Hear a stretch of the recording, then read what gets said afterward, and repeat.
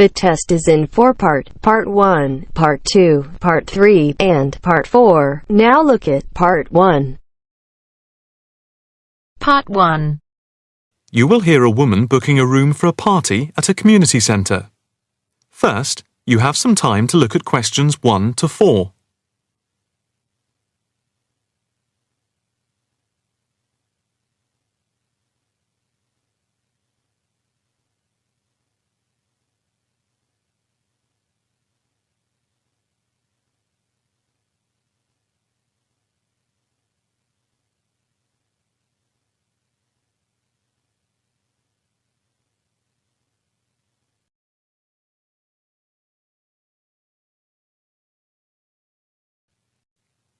Now the test will begin. You should answer the questions as you listen, because you will not hear the recording a second time. Listen carefully and answer questions 1 to 4. Hi, good morning. My name's Pete. How can I help you? Hi, my name's Maria Lincoln. I understand you hire out rooms in the community centre as venues for parties? Yes, we do. We've various sized accommodation. It depends on what you're looking for, really. We're looking to hold a party, a children's birthday party, and we need a room that will hold about 70 people, with space for a small disco area, games, dancing, and food. Well, we have a large room, and it would certainly hold at least 100 people comfortably. It's used a lot for parties and things like that. That sounds as if it might be suitable. I've tried various venues, and they're either booked up or they don't hold enough people. Can you tell me when you were thinking of holding the party? I know it's short notice, but we wanted to hold it Saturday week.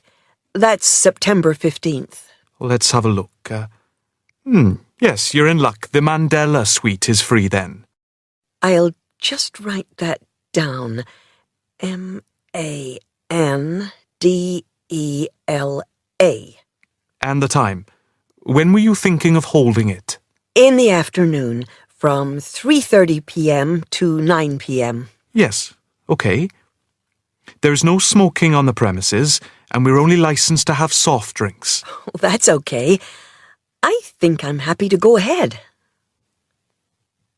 Before you hear the rest of the conversation, you have some time to look at questions 5 to 10.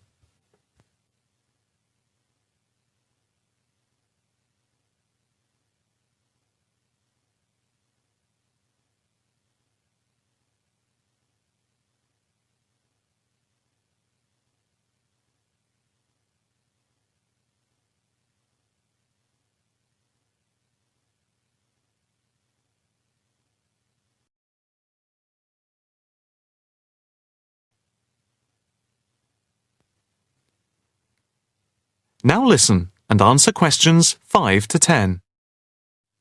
Can you just give your postcode? Yes, it's PA5 7GJ. Fine. And the flat and street number? It's flat number 40, and the street number is 35. Okay, so that's flat 40, 35 Beaches Street. Yes, that's right. And a contact number? My landline is 223279 with the code. But I'll give you my mobile number, which is 07897 293381. Okay, 293381. Can you tell me how much it will cost? It's quite reasonable, actually. It's £115 for the hire of the room, with tables and chairs. But if you want to hire disco equipment, we've got a basic system with speakers and other equipment for £25.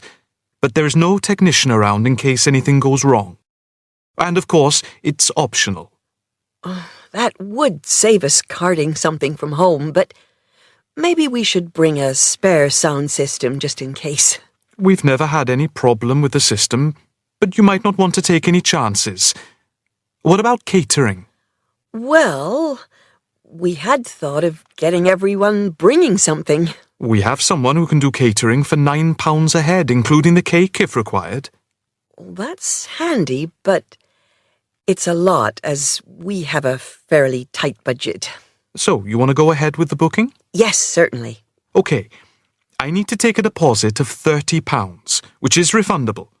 The balance needs to be paid 2 days before the event at the latest. Fine. You can cancel up to 2 days before, but after that you lose the deposit. We don't intend to cancel, but is there any insurance we can take out? Yes, there's a form here somewhere.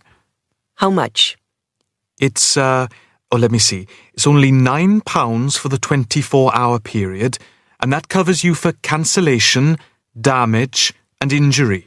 Well, at least we'd better have a look at it. How would you like to pay the deposit? Cash. I'll just give you a receipt. There you are. 10, 20, 30. £30. Maria Lincoln. Thank you very much. I'm really glad I found somewhere. We have been trying to book a place for the past 2 weeks, so thank you again, and bye for now.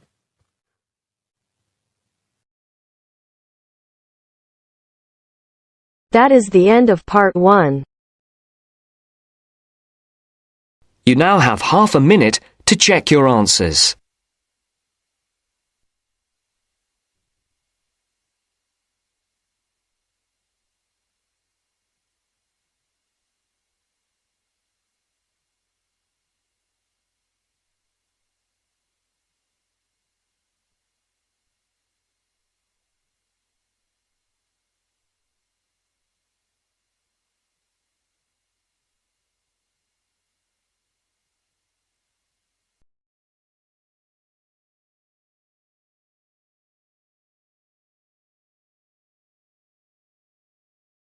Now turns to part 2. Part 2. You will hear a talk by a counsellor on plans for the development of an old industrial site. First, you have some time to look at questions 11 to 13.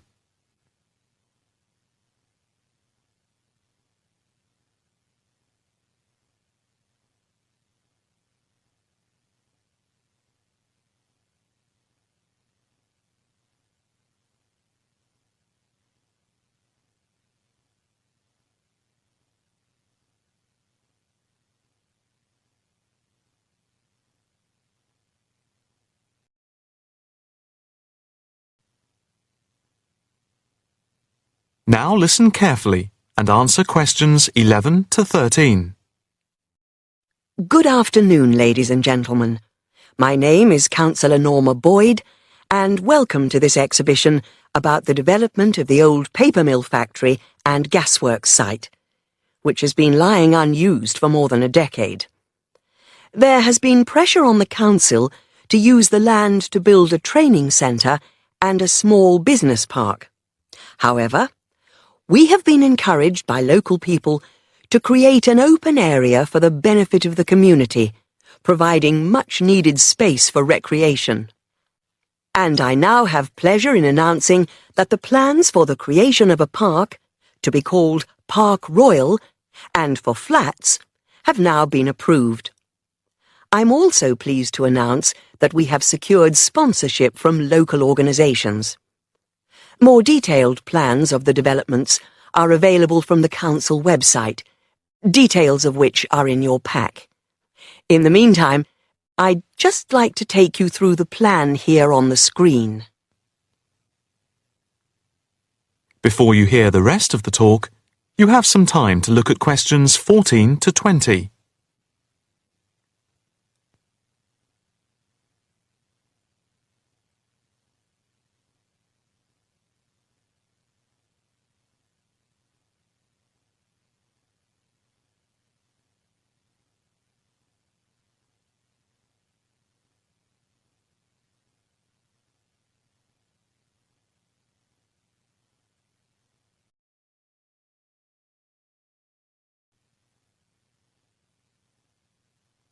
Now listen carefully and answer questions 14 to 20.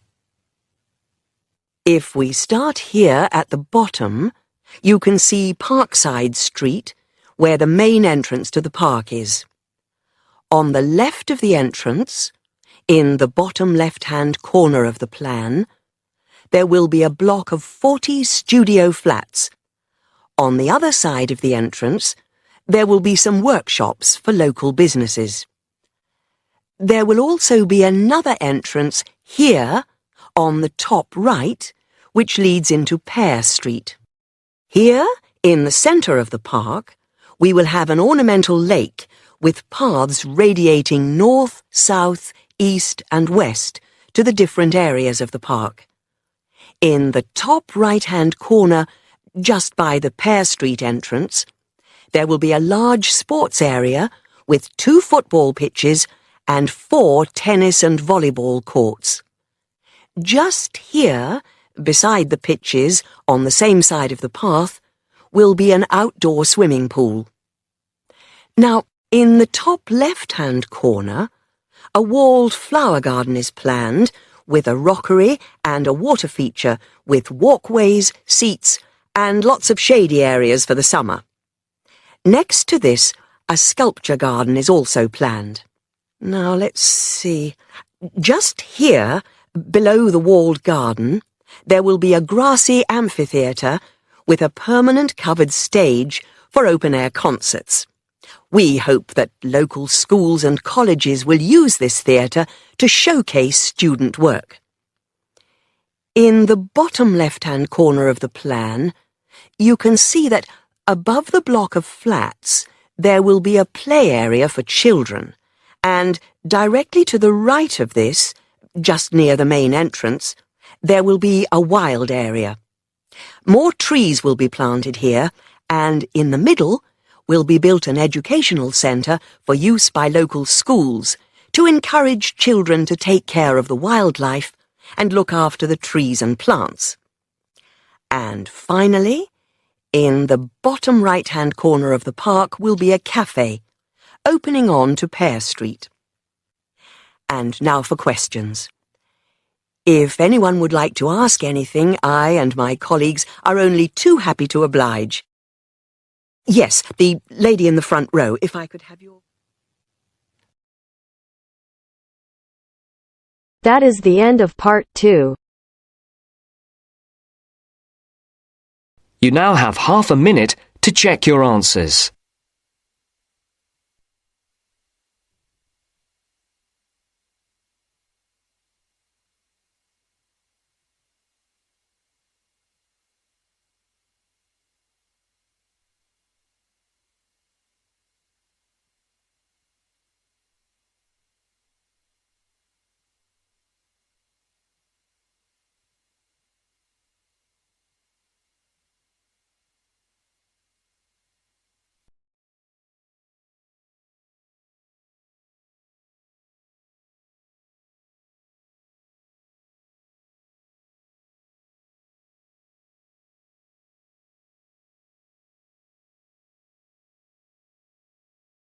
Mr. Jackson, who feels that he is physically unfit, is consulting with his doctor about his health condition. Before you listen to their conversation, you have a chance to read questions 21 to 24.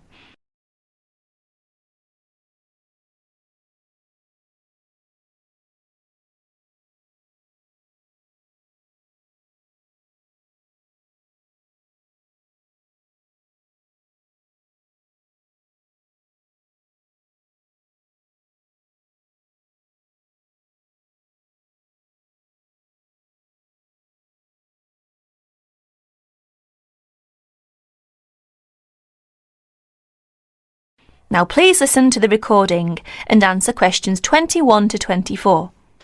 Well, Mr. Jackson, the first and important thing I have to tell you is that there is really nothing seriously wrong with you. Physically, that is. My very thorough re-examination and the analyst's report show that basically you are very fit. Yes, very fit.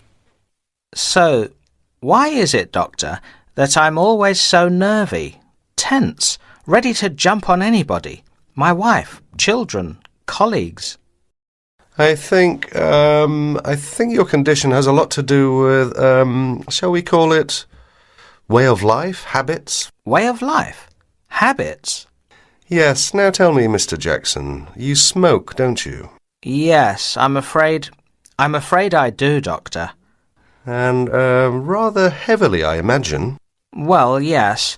I smoke, about 40, 50 a day, I suppose. You should do your best to stop, you know. Yes, I see. But, well, it won't be the first time. I've tried to give up smoking several times, but it's no good. You see, 50 a day is overdoing it, you must admit. You must cut down at least that. Ah, yes. I know that when you're feeling tense, you probably feel that a cigarette relaxes you. But in the long run, I do advise you to make a real effort to quit smoking. Of course, but, well, it's easy to say give it up or cut it down, but, oh, you know. Well, in my opinion, you have no choice. Either you make a real effort or there's no real chance of your feeling better. You see, well, obviously I could prescribe some kind of tranquilizer, but would that help? I'd prefer, and I'm quite sure you'll agree, I'd prefer to see you really back to normal, not just seemingly so. And that's my reason for asking you several more questions about your other habits. Right. Now you have a chance to read questions 25 to 30.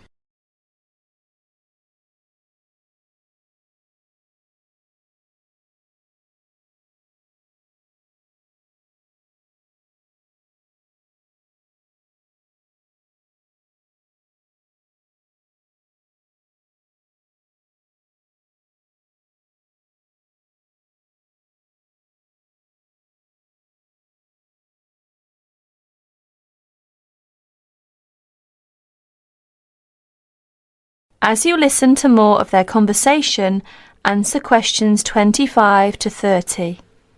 Your eating habits, for example. What do you eat normally, during a normal day? Yes, well, I'm a good eater. Yes, I'd say I'm a good eater. Now let's see. Up at 8 in the morning, and my wife has a good breakfast ready. A good breakfast. The usual. A cereal followed by bacon and eggs with fried bread and perhaps a tomato or two. Then toast and marmalade, all washed down with a couple of cups of tea. Yes, I really enjoy my breakfast. Yes, I can see you do, but I'd advise you to eat rather less. We'll come to that later. Go on. Then lunch. No, first brunch. A cup of coffee and a bun at 11. Lunch has to be quick, because there's so much to do in the office about that time, so I have a pint and a sandwich in the pub. All very hurried. Try to be in less of a hurry. But I make up for it in the evening. I get home at about 7. Dinner's around about 8. Yes, my wife's an excellent cook. Excellent. It's usually some meat dish, and we like spaghetti as a first course. Spaghetti, a meat dish, cheese, sweet. But then, at the end of the day, shall we say, then I begin to feel on edge again. Most evenings after dinner, we read or watch TV, but I get this terrible feeling of tension. Well, I'm sorry to have to say this because you obviously enjoy your food, but I really do recommend that you eat less, and secondly, that you eat more healthily. Instead of having that enormous breakfast, for example, try to be content with fruit juice and some cereal. I see, but, 11 says right. Well, that's all right, but lunch should be more leisurely. Remember, your health is at stake, not your job. As for dinner, I'd advise you to eat a soup, perhaps, with a salad. A salad followed by some fruit. But my wife's cooking Is superb, granted. And she probably enjoys preparing delicious meals for you. If you like, I'll have a word with your wife. No, that won't be necessary. Thanks just the same, Doctor, but no. That is the end of section 3. You now have 30 seconds to check your answers.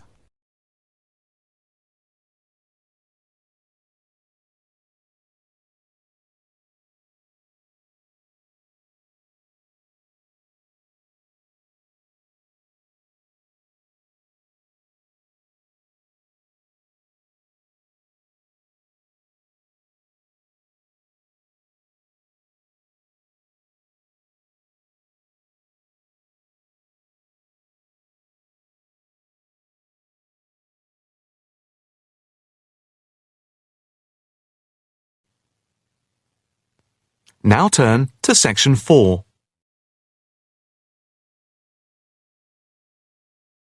Section 4.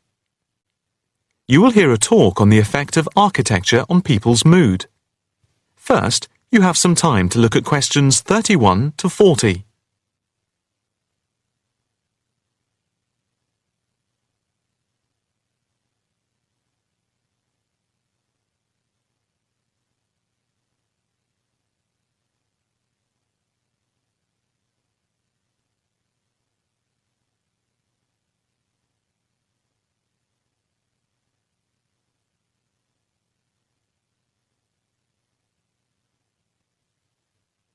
Now listen carefully and answer questions 31 to 40.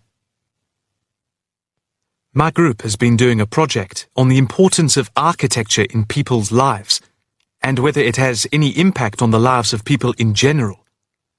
The main part I have played is in the collection of data to find out what effect, if any, various buildings have on people's mood, i.e., whether ugly buildings make people unhappy and whether beautiful buildings do the opposite.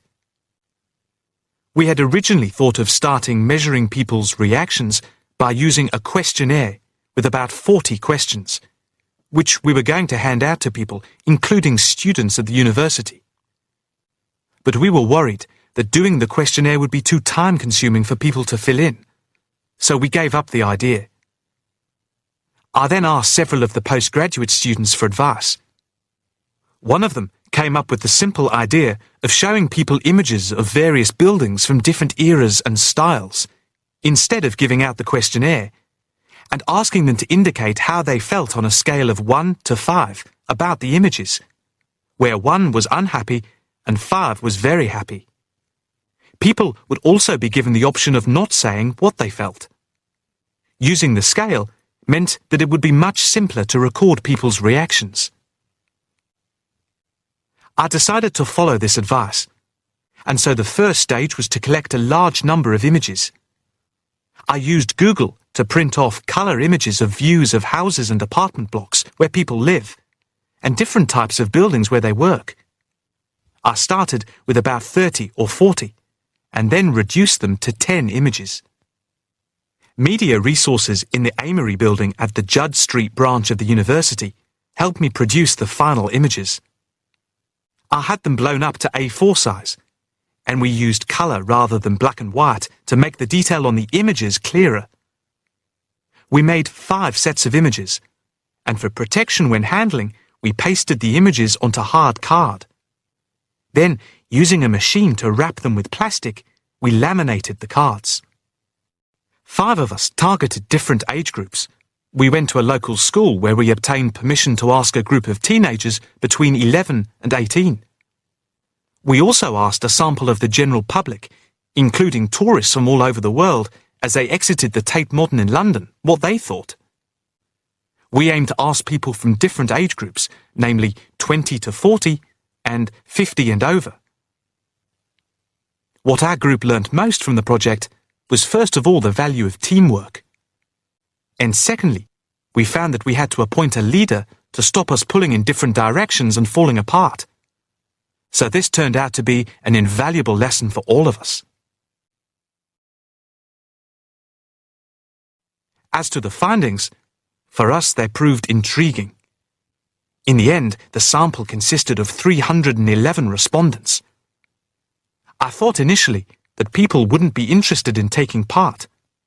With the youngest age group, their reaction was very mixed.